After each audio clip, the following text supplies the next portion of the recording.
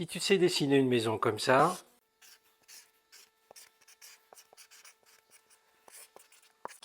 eh bien tu vas voir qu'en ajoutant simplement deux petites choses, tu vas pouvoir en faire facilement un beau dessin.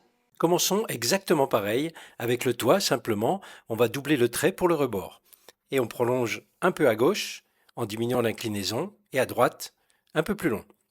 Maintenant les côtés de la maison, à droite et à gauche. Ici une fenêtre, un carré simplement, de l'ombre en dessous, le montant central, et de chaque côté, on va dessiner des petits carreaux par deux et on fera trois rangées. À gauche, la porte, à même hauteur que le haut de la fenêtre, un rectangle avec deux traits de chaque côté, un trait épais pour le bas. La poignée, de l'ombre en haut et des traits irréguliers pour sa structure en planche. Je reviens à gauche où je suggère quelques pierres et en bas de la végétation, un petit buisson, des herbes hautes, le perron, puis une marche en dessous en trapèze, en dessous et à droite et sur le bas de la maison, un seau, un petit buisson.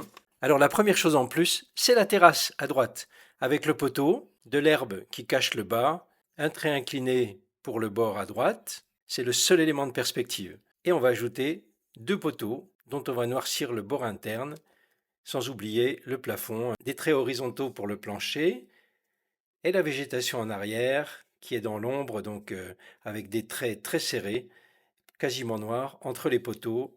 À gauche, la deuxième chose qui fait toute la différence, c'est une grande cheminée en pierre. Donc on prolonge le haut avec un grand rectangle, des bords irréguliers, quelques briques suggérées. On continue en haut avec un cône, suivi d'un tuyau, avec le rebord tout en haut en arrondi. Et j'ajoute encore quelques briques de ci de là. Je vais maintenant accentuer la végétation en bas en ajoutant même quelques poteaux. Et tout de suite, on voit qu'avec ces deux petites choses en plus, on obtient une petite maison sympathique, n'est-ce pas?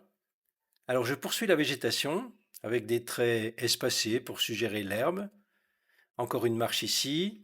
Et à droite, un petit talus qui va sur le côté et je vais bien ombrer le côté qui est en face de nous. Et avec ces petits ajouts de végétation, la maison commence à prendre vie. Je continue, j'alterne les ombres et les zones plus claires avec peu de dessin, juste quelques petits traits en avant pour les herbes plus claires. Il nous reste maintenant à habiller la façade, qui est faite de planches horizontales, donc des traits continus en haut et plus segmentés en dessous. Et voilà, on termine gentiment notre dessin, et cela en un temps record vu sa simplicité. Allez, encore un petit peu d'ombre ici et là, et hop, maintenant c'est à vous, à vos feutres.